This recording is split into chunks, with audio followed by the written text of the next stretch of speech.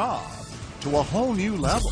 What I need you to do, go dig a hole in the desert somewhere. The detective said your husband was going to kill you. But this bad boss isn't finished yet. What do you want me to do? Whack this guy.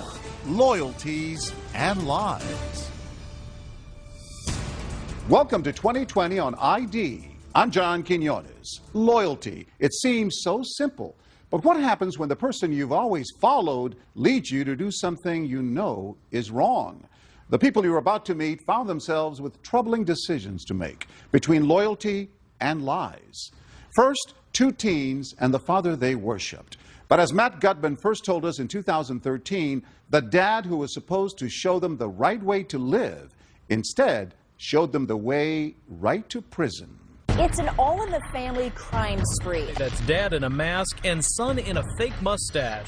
It was a family affair, all right. A father on an outing with his two kids, but they weren't out for fast food. They were hungry for a fast buck. These three, the Cat family, didn't look like the typical jailbirds in the FBI's most wanted list. Nope, they looked like they belonged in your church group. The balding dad, his pimpled son, and the pretty blonde sister, still a high school senior. But apparently the family that stayed together robbed together. Have you ever seen anything like this? In my 20-plus years in law enforcement, I haven't, Matt. A family of bank robbers. If news of Daddy's misdeeds bewildered local cops and journalists, it blew away their own family members. Horrible. Horrible. How can I wrap my brain around this? How could this have happened? We spent 13 months piecing together this story, talking to every major character. It begins where it ends, with Dad, Scott Cat. We met the father of this felonious family here. Nice to meet you. Nice to meet you. Behind 2 inches of glass at the Fort Bend County Jail in Texas. It's shocking to me because I've never been in trouble before. That would be the first of many lies he would tell us. Back then, we couldn't have known this tale would have more twists than a knotted rope, especially given how Cat started life. The homemaker mom and a dad who worked at the local bank. Good student? He was a football star. Everyone, especially his mom, remembers him being so likable. Scott, he was so much fun. Great sense of humor. Always wanted to make us laugh. Scott Cat fell in love and married his high school sweetheart, Beth, a champion swimmer. She called him her handsome cowboy. What was Beth like? Beth? Oh, very, very loving. Good mommy. Terrific mother. It seemed like they had it all. They really did. He became a structural engineer, and the all-American family settled into a 4-bedroom house with a front porch tucked into Oregon's wine country. They both had great jobs. They both had great cars. They had the 2 kids. They had the dog. Everything that you work so hard to do. Money, family, love. Scott and Beth had everything until Beth was diagnosed with breast cancer. Her daughter, Abby, was just a baby. The only memory I have of my mom, she was on a bright orange stretcher being carried down the stairs, and I remember her face. So your first memory of your mother, or your only memory, is one of her being carried away on a stretcher? Yeah, that's all. But I hold on to it maybe as a good thing. Because it would be the only thing she had. Beth Cat would die at the age of 32, leaving behind 4-year-old Hayden and 2-year-old Abby. Suddenly, Scott Cat was a widower, a single dad with toddlers. How did you deal with it personally? I didn't deal with it. You were in denial? Completely. I was in denial about needing help, about grieving, about depression, about my ability to raise them by myself. You know, I started drinking heavily. What does heavily mean? Well, a fifth a day. A fifth of vodka or Jack Daniels a day. It's a lot of booze. It's a lot of booze. While Dad was drowning his sorrows, the kids were thriving in the pool. The star swimmers were also decent students, and when he was sober, their dad was the proud president of the swim club. And the kids idolized him. He was my best friend for a long time. He was a whole lot of fun, loved water parks and Disneyland almost as much as the kids. We'd all be on the ride together. It was just fun. We were all screaming and yelling, and he went on all the rides with us, and that's cool. So cool that he was really more a friend than a parent. There wasn't really a disciplinarian. I mean, there was no one there hounding us to do homework or keep up our grades. I knew it wasn't normal, but to me it was my normal. Abby and Hayden, by this time young teenagers, soon realized Dad was fun, but they could only rely on each other. We were very close. My sister's the only consistent thing I've had my whole life, and I'm the only consistent thing that she's had too. Oh, my brother's my best friend. He was basically the only one that was there for me. I can just look at her and know what's on her mind, what she's worried about. What Scott's kids worried about most, their dad's drinking. Some of it in plain sight. There were arrests, there was brawling, disorderly conduct, and a new, more expensive vice, cocaine, he says. I'd say probably 3 or 4 grams a week. Scott partied away their savings. They went bankrupt. They lost their home. The lights went out. For a fresh start, and Scott says a new job, Cat traded the Oregon greenery for this scenery. An apartment in a Houston suburb with a whole lot of banks nearby. Money was tight, and I was really depressed. And, you know, I had complained to him saying, you know, if we didn't have to worry about money, there wouldn't be any of the stress or any of these negative things happening in our life. That's when he approached me and said, would you be willing to do something to get some money more illegal than selling drugs? And I said, yes. So you're 18 years old. You need money. Your father says, I have a plan to rob a bank. Shouldn't your first reaction be, are you crazy? Looking back on it, I can't believe that wasn't my first reaction. To say, are you insane? Why did you go along with it so easily? I had a real struggle. I knew it was wrong, but I was really motivated by the money. The night before the first bank I was supposed to rob with him, I had kind of a panic attack all night, deciding, do I want to go down this path of evil, or is this not for me? Ultimately, Hayden Cat would agree to walk down that path of evil. He really wanted my help. In his mind, 2 people could be much more successful at it. But maybe a third would be even better, and there was just one cat left to choose. Scott told Hayden to talk to his sister into joining their gang. She was a high school senior, just 3 months shy of graduating. My dad sent my brother to ask me. Your dad sent your brother to ask you? Yeah. To rob banks with them? Yeah. And then the next day, my dad just basically laid it all out. You know, I'll buy you a new car, and I'll get you an apartment. In some way, I was led on, like, this is how I protect them, and these are the only people I have. Now, son and daughter say this is when they crossed over to the criminal side. A plan was in motion, the mark, the Comerica Bank, just down the block. The morning of the first bank, I asked my dad, you know, are you the devil here to tempt me? And his answer is what really scared me. He said, yeah, probably. I'm asking you to rob a bank. So he knew full well the world he was bringing you into. The biggest point he made to me was the plan for all the details. The details would have been what you've seen in the movies. The fake mustaches, fake guns, in hopes of getting real cash. But what the kids were really banking on was beginner's luck. I was actually shaking so bad that the employees grabbed the bag and started throwing money in for me. The family robberies. What could possibly go wrong? When we come back.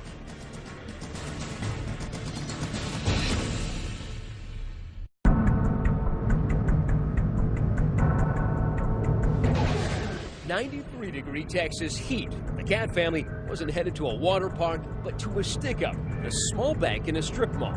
The man with the gun was Scott Cat, and along for his first heist, his apprentice, his 20-year-old son, Hayden. Their disguises? Painters' masks and white overalls. Outside, waiting in the getaway car and communicating with the men on walkie-talkie, 18-year-old Abby. Once we walked into the bank, then it was on. I was running on so much adrenaline and so amped that I wasn't even really feeling anything. 2 individuals walked into the bank, and they ordered the tellers and everyone into the vault. Did they say anything? Put your hands up and get into the vault. He was the muscle with the gun, and I was the money guy. Both men are big, over 6'3". Their sheer size and the gun enough to terrify customers. But it's the novice bank robber who's quaking in his boots. I was actually shaking so bad that the employees grabbed the bag and started throwing money in for me. In Hayden's hands, more money than he'd ever dreamed of. How much does $50,000 weigh? I'd say about 15 pounds. With their garbage bag full of cash, they sprint out of the bank to the getaway car, which has been outfitted with stolen plates. The wheelman? A frightened teenager. I was scared. I mean, it's just something you just like want to be over with. And what was it like driving the getaway car? You know, it's hard because you want to obey traffic laws, but your adrenaline is pumping. It was hard. I had them in my ear. My dad would yell at me to not drive fast, so I didn't. Despite the heckling from her backseat driver dad, the reluctant 18-year-old gets them to their apartment, half-mile away, undetected. The heist had gone off without a hitch, just like Dad had promised. Was there a woohoo moment? Not till we got home. With her sack full of 50 grand, the spending began. Cars, motorcycles, booze, and drugs. Abby's spending, much more sensible. How'd you guys celebrate? I went off on my own and just got my nails done. In fact, the money came so easily and went so fast, within 2 months they burned through all their loot. Time for another bank job. The First Community Credit Union, just a few miles from the scene of their first crime. Before the hit, Abby cases the bank. That's her smiling and grabbing brochures from a bank employee. 11 days later, it's the same drill, new disguises. Ditching the painter's overalls for safety vests to blend in with nearby construction. They walked into the bank with orange construction vests on. Did you carry a gun in there? No. We used a BB gun. But it looked real. Yeah. I remember a few people's face still. What was their reaction? Total shock. Terror? Yeah, they were scared, terrified, definitely. You start walking into a bank with a weapon and you start pointing that at people and ordering them to, you know, cough up the money. I mean, that can change your life forever. Their take after 2 bank robberies, over $100,000. But the loot isn't exactly divided up evenly, according to the kids. What percentage were they willing to give you? 10%. Did you feel like 10% was enough? Oh, yeah, because I never even had that much money. So your whole life? Right. $10,000. It was enough for me. Enough to buy a very practical used Ford Focus and more of those manicures. I guess by now you're aware that in Texas, whether you're the driver or you're the guy holding the gun, holding up a teller, it's the same crime. Yep. But you didn't know that then? No, I didn't know that then. And I know the part that I played was wrong, but it was my family, and that the loyalty was greater at that point. But her father and brother seemed more loyal to the cold, hard cash that was coming in and to blowing it fast. Shopping, cars, partying, really nothing to show for it. When the comforts of daily life include Jack Daniels, a new Chevy Tahoe, a Harley, and a swank new Houston apartment, even 100 G's can disappear pretty fast. And for the Cat family, that meant one thing: time to go back to work. Had you planned another heist before you got busted? Yeah, the morning they picked us up, I think we were going to do probably 1 or 2 more. That day? Yeah. That's right, the Cats had gotten cocky, planning a pair of heists the day before their arrest. It got to a point where I thought my father knew what he was doing so well that there's a risk involved, but the risk was so minimal. But that would prove to be wishful thinking because, as we all know, where there are robbers, there are also cops. And the cops were already on to them. On the surveillance video from the latest heist, they picked up a detail that would impress even Sherlock Holmes. The vests looked new. They actually had creases in them. Because they were creased, you figured they were new. And because they were new, they must have been purchased somewhere nearby. We were able to tie those 2 vests back to a local Home Depot. And those vests were purchased with a MasterCard debit card that went back to Scott. By using that MasterCard, Scott Cat might as well left his calling card. And there's kids are using it in Home Depot to buy the gear they were about to use in a bank heist. It was just the break detectives needed, and the Cats were in the bag. When Scott was arrested, the detective that actually made contact with him told him, well, you're under arrest for bank robbery. And Scott's initial response to that was, which one? They quickly arrested Hayden as well, who was up in the apartment. There, they found the kind of evidence gumshoes dream of. In the apartment, we found some bank straps. And a bank strap is a little paper strap that wraps around a certain quantity of money. Usually it's 1,000 denominations. And it identifies whatever bank it is that it comes from. And some of those straps were from a bank in an entirely different state. Suddenly, cops realized Cat is no rookie, but a bank bandit with a resume. They now had more than enough evidence to haul both Cats in for questioning, and authorities were zeroing in on Abby, too.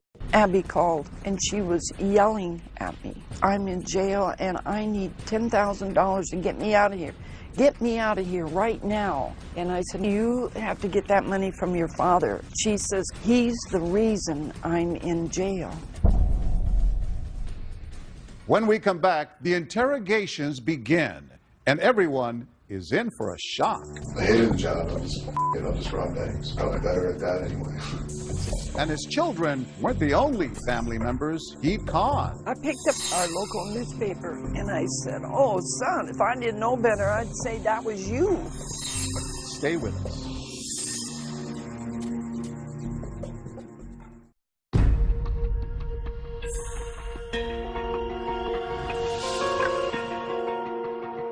Police had nabbed Scott Cat for holding up 2 banks. It wasn't the only cat in the hot seat. Just down the hall in another interrogation room was his 20-year-old son, Hayden. Scott made it clear as he walked in, he was ready to come clean. It's a day of reckoning. I get it. Investigators were expecting to hear about the 2 heists in Texas, but they were about to learn that Scott Cat's secret life of crime dated back to the Clinton administration. He didn't even ask for a lawyer before he started spilling the beans. First, federal savings and loan. For this head-scratcher, Scott actually needed a whiteboard to lay out crimes that began in his home state of Oregon, 2,300 miles away. It was like a seminar in bank robbing 101. So this was number 1. This was number 1. So I'd say I got about like $2,500, roughly. In total, Scott would confess to having robbed 5 banks in Oregon before even setting foot in Texas. I can go in there and just slam it and be out. I'm surprised he was able to, remain undetected, especially when one of the banks he robbed was in his hometown. You would think that someone would have known him. In fact, someone did.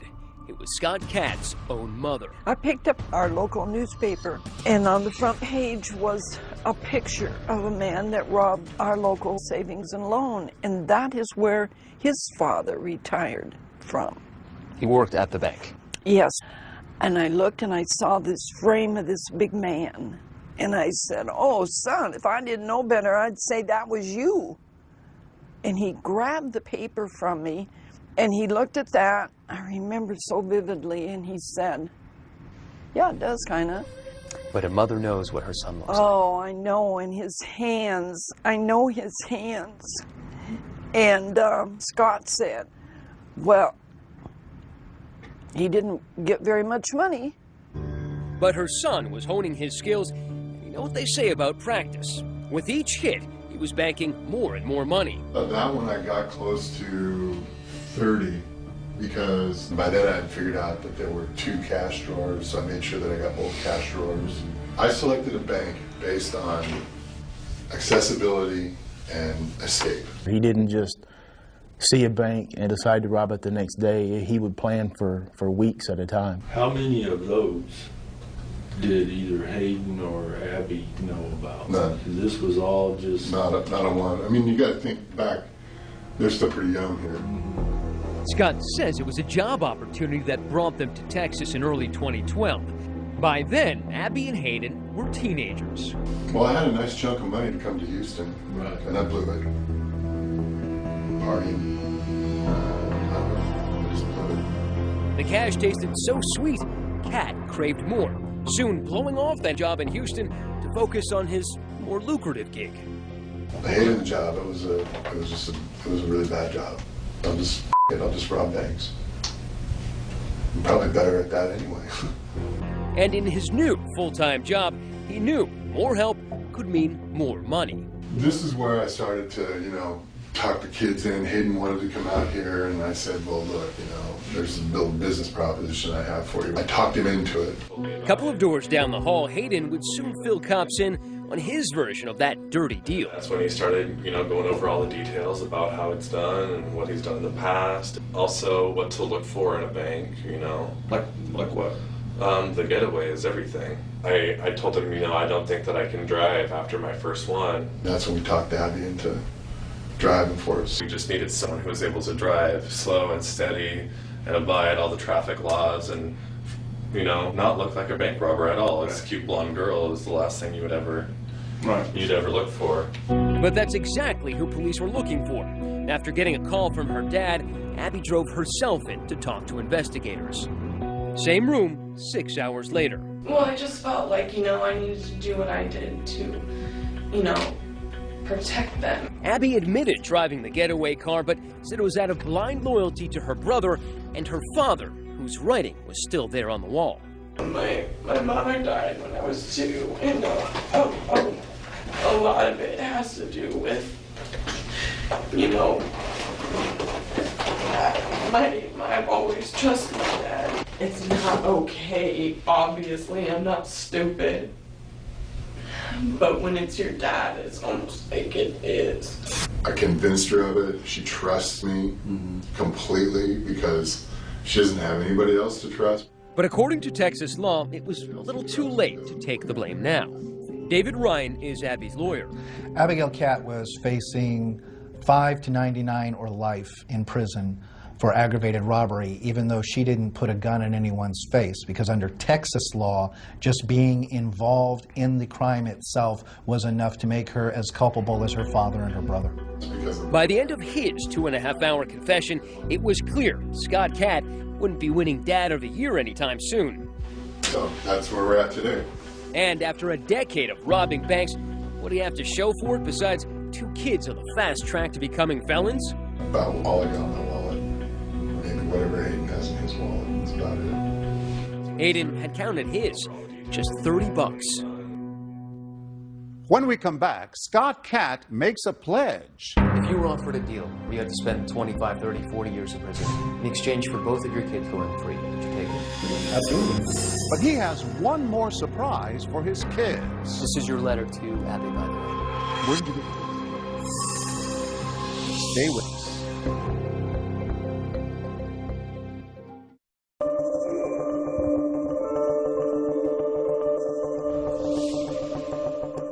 The pretty house with the wraparound porch in Oregon is now in the Cat's rearview mirror. Their new home is the big house behind the bars of the Fort Bend County Jail in Texas. The family had been held in separate cell blocks and hadn't seen each other in over a year. Jailhouse life had taken its toll. Scott said there wasn't enough food and he'd lost more than 70 pounds, almost unrecognizable to his own mother when we showed her footage from our interview. He's a poor man. $2,000 a week. Yeah. He doesn't look the same. Oh, I miss him. He's old. I don't want to see anymore. She's heartbroken by what her son did to the grandchildren she'd helped care for after their mother died. It's so hard. I wish I knew why he did this. I will never know. When we sat down with Scott, he wanted us to believe he was a changed man, a father who would do anything for his kids. If you were offered a deal where you had to spend 25, 30, 40 years in prison in exchange for both of your kids going free, would you take it? For them going free? Absolutely. What about life in prison? Sure. Would you have said you were a good father? I thought I was. Do you think you are now? I have just serious doubts. I mean, I think that we're all sitting in here right now because of my inability to be a parent. What would Beth say, your first wife? What would she say about you dragging your kids into... I can't even imagine. Can't even imagine. I'm really ashamed. Mommy. That's when he cries. About my mom. He wouldn't cry about his kids, but he cried about his wife. Yeah.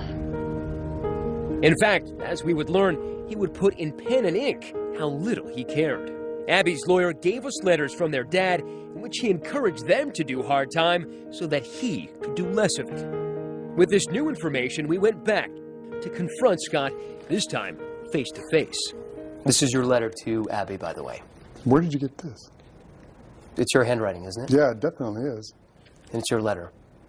Yes. You told me recently that you would be willing to spend life in prison in order that your kids do not spend time in prison. But here you are asking her essentially to do time For you? Yeah, I was trying to manipulate. I'm trying to get something. Who are you manipulating? I'm trying to get everybody something that they can live with. Everybody, you got your kids involved in this. And you're asking them to do time for you. It says it right here. I do believe that you doing prison time will be good for me, and I know that wasn't an easy choice for you. And that's what she said to me in the previous letter, that she was willing to do that. Wouldn't most parents say, try to dissuade their children, say, please, don't admit to anything.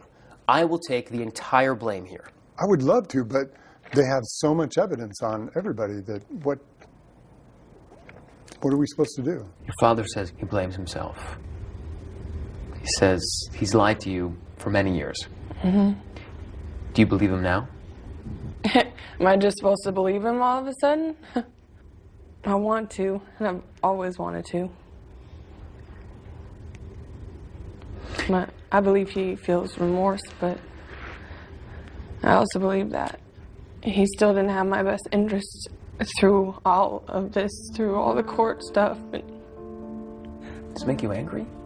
Make you sad? Mainly sad that a situation like that was put in front of my face from the person that is supposed to keep me away from things like that. And that's been the hardest to deal with because that doesn't happen to everybody. And I feel like now I've lost my mom and now I've lost my dad. When we told Scott his kids thought he'd failed as a father, he was dumbfounded. Did they forget about all the times, the happy times, if they don't remember the trip to Disneyland? I wish I could have made those memories a little more lasting for them. And unbelievably, despite everything, Abby and Hayden say they forgive their father. I've forgiven him because I have to for myself, or I probably wouldn't be able to sleep at night. So I can start to live a normal life. I don't want hate, anger, any of that in my heart. If your father were right here, Hayden, what would you say to him? I'd tell him that I forgive him.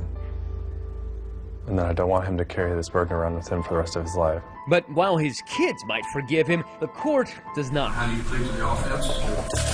Are you pleading guilty freely and voluntarily? Scott Katz's 15 minutes of infamy would stretch into 24 years of prison. I mean, I'm 51 years old, so to me, that is life. If I don't have the opportunity to get out and see parole and make amends to my family and friends and repair some of those relationships, then it might as well be life. Hayden accepted a deal of 10 years, a sizzling cell in Texas, a world removed from his suburban childhood in Oregon. Well, what do you expect prison life to be like? Hell. As close to hell on earth as you can get. How do you plead to the offense? Abby pled guilty and was given a 5-year sentence. Sheriff Troy Nels was so disturbed by Scott's manipulation of his kids that he's decided to help Abby. Instead of shipping her off to prison for 5 years, he's decided to keep her here at the jail, where we found her stitching patches onto police uniforms. I just feel that she's more of a victim in this. So my goal is to try to educate her, get her where she can get her GED, and try to teach her some type of a skill set here. So when she gets out, she can lead a productive life. For Abby, all she has left is her brother, Hayden. Why does that make you sad now? I feel like I can't help him and I can't comfort him, and that makes me sad. Making an unprecedented gesture, Sheriff Troy Nels allowed us to bring them together one last time before they served their sentences. Brother and sister haven't seen each other in a year since the day of their arrest. Hayden is brought in shackled, hand and foot. And the jailhouse rules were strict. No touching. The soulmate siblings couldn't seem to help, reaching out. Abby. Breaking one last rule. Are you doing okay? Yes. Okay. I'm just happy to see you. Yeah, me too. Abby, I'm sorry, okay? I don't blame you for anything. Just know that I love you forever. I love you too. I don't blame you for anything. Nothing. It's gonna be a long time until I see you. I know. I love you. I love you too. Can I give him a hug? No, I can't hug you. No? No. And on the spur of the moment, we asked the sheriff for one more act of kindness. If you guys want to give each other a hug, the sheriff says it's okay. Really? Oh. It could be 10 years before Abby and Hayden could embrace again.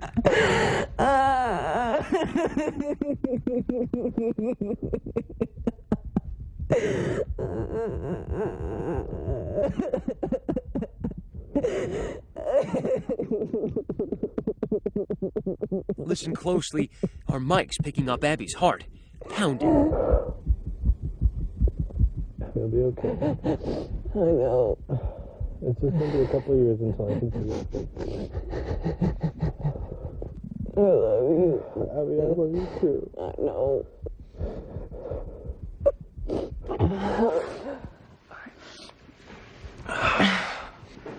I don't want you to go. I know. And gushing out came the grief and the regret and the anger. Thank you for the hug. I needed it. I know. I love you. I love you too, okay? Okay. If you ever start to feel down or anything, just start to think about all those good times we've had, okay? Okay. That'll get you through. Okay. All right. I love you. Abby, I love you too. I'll see you soon. Okay, bye. And after 10 minutes of comfort, shackled again. The siblings' love for one another, the one thing their full-hearted father couldn't destroy.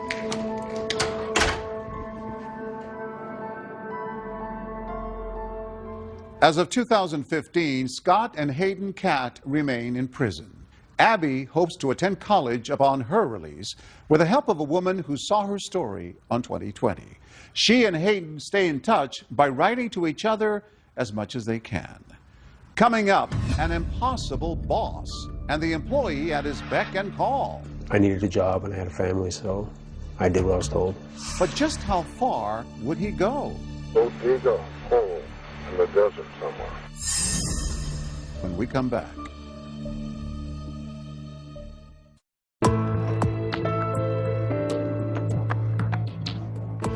A long-suffering employee spends years meeting his boss's escalating demands, and then a new task, one that would make him an accomplice to murder. As Jim Avila first told us in 2013, the question was, would he follow orders or take the lead straight to the police? Welcome to Arizona Shower Door, a sprawling box of a company in Phoenix, lined with palm trees, where 45-year-old Patrick King had tried to earn a living and support his family. That is, until he got a call from his boss to meet him here in this bank parking lot for a special favor. That's Patrick's truck. Inside is Patrick and his boss, Fred Nadler, and this is their day-off conversation. What I need you to do in super secrecy, okay, is go dig a hole in the desert somewhere. Dig a hole in the desert? Sound odd, even suspicious? Not to Patrick. In fact, it was just the kind of thing he was expecting after 5 years of working for Nadler, a self-made millionaire and owner of Arizona Shower Door, whose corporate credo was as clear as the glass he peddled. This is my company, you work for me, and if you don't like it, there's the door. Was he serious? Oh, yeah. Patrick started out as a crane driver, but quickly became Fred's right-hand man. And what kind of boss was he? Ruthless. So ruthless that Patrick says he was working 85 to 90-hour weeks, but only being paid for 40. I missed my kids being born. I didn't take any time off. He made me come back to work 4 or 5 hours later. And if Patrick had any objections, he said Fred had a special way of reminding him who was boss. He made me carry a paycheck stub that said Fred B. Nadler on it. 2-3 times a week, I'd have to pull out a paycheck. And he goes, "Who signs your paycheck?" And I said, "Well, it says Fred B. Nadler, sir." He goes, "Are we clear?" And I said, "Crystal clear." And he wanted you to do whatever he said? Whatever, no matter what it was or what time of the day. Personal, private, business, anything? Everything. Including, he says, spying on his boss's wife. He had me get a phone with his wife and hidden GPS in it and track her 24 hours a day, 7 days a week. And I complained about a lot of the stuff there and not wanting to do it, but I needed a job and had a family, so I did what I was told. But Patrick's connection with Fred's wife would reach far beyond her cell phone signal. Libby Nadler, like Patrick, was living in a prison of her own, under the thumb of a controlling husband, who she says ran the home just like his office. Everything was fine as long as I went along with it, with whatever he did. He would just tell me if I didn't like it, I could leave. Not all of their 18 years of marriage had been like that, of course. When he told me that he wanted to marry me, he told me that we were going to have a wonderful life. And it was. Trips, a nice home. They even adopted and raised 2 children together. But Fred, she says, always was clear about one thing. He didn't like to spend money. He only liked making it. In his mind, he thought that everything was his. He didn't want to share, not with me, not with anybody else, as long as he was alive. Which meant divorce would be a little tricky. That's when, according to Patrick, Fred's behavior took a twisted turn. He started dropping these little subtle hints and say stuff like, "It's getting me a lot of money for you." Coming from a boss who allegedly thought worker pay was optional, the promise of a big bonus seemed to Patrick a major red flag. Sure enough, 3 days later, my phone rings, caller ID, and it said Spike on it. And he goes, "We need to meet." Which brings us back to this parking lot. And as soon as I stopped here, he got up, started walking over. So he comes over, and as soon as he gets in, I hit record on this recorder. And I have it sitting right here, and I push record, and I set it right here on the ledge. We're sitting here talking. What I need is somebody I can trust. That's me. Let's go dig a hole in the desert somewhere. That's easy to do, especially in Arizona. That's right. You got to do it at such a time and a place that nobody can see you do it. And he finally said, you know, she filed for divorce. She's going to ruin the company. There's going to be 180 employees and families out of work. You're going to be the savior. You're going to save the company. I was just like, you know, I didn't want to believe it. I will give you a bundle to put in that hole, okay? I'm not telling you what's going to be in the bundle. Be wrapped in a blanket or a sheet or something. And just keep quiet. So you have to use it the rest of your life. He pulls out a stack of money wrapped in a yellow band, $1,000 on it. He goes, you know, just for showing up, I'm taking care of you, and he throws it at me. So this man who never gave you anything, maybe $20, gives you $1,000 all of a sudden. And Fred, he says, promised more. $10K every year that Patrick stayed with the company and kept his trap shut. That Patrick could not do. Instead, this loyal worker had enough, immediately going to police and handing over that tape. Fred was arrested that evening, Libby watching as he was handcuffed and taken away from their house. The detective said your husband was going to kill you. I told the police that's not true. No, I didn't believe it. When did it sink into you? That question is very hard because I still can't believe it.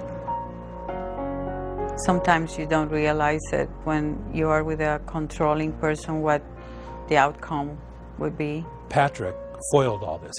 Patrick saved your life, right? He did. He's my angel, and I keep telling him that. And that angel dutifully returned to work the following Monday to report to his new boss. Actually, 2 new bosses, Fred's sons. You save a woman's life. Bad guy's in jail. They gave you a raise and a hearty handshake when you got back to work, right? No. His reward for saving a woman's life? Patrick was put on paid leave. Then, he says, out of the blue, 6 months later, he was sacked. His parting bonus, a phone call from the prosecutor who was about to take Fred Nadler to trial. And he goes, we have him hiring somebody to come and kill you before the court date. He doesn't want you on the stand. You got a seat right here, buddy. Fred, according to prosecutors, was up to no good, even from behind bars. Nope, it's us alone. Caught on tape again. And this Santa Claus look-alike had an early Christmas gift for his ex-wife and former employee. Yeah, apparently you got a job you'd like me to do. Yes, sir. Yeah. I've got 2 jobs. I'm going to need names. I'm going to need where they live. I'm going to know what you want me to do. Well, Patrick King. What do you want me to do? Whack this guy. Okay. Who else? My ex-wife. There's going to be a lot of scrutiny with these 2 people passing. Okay. Significant people in my life. that's caused me a great deal of problems. But Nadler had more.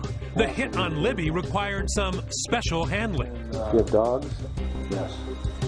2 little dogs, they only stand about this high. Meet Fritzy and Shotzi, who Fred apparently wanted the hitman to take care of as well. They're my love of my life. If there's anything I do love that's left, it's my 2 little puppies. So I just like to make sure if it's a day or 2 before somebody finds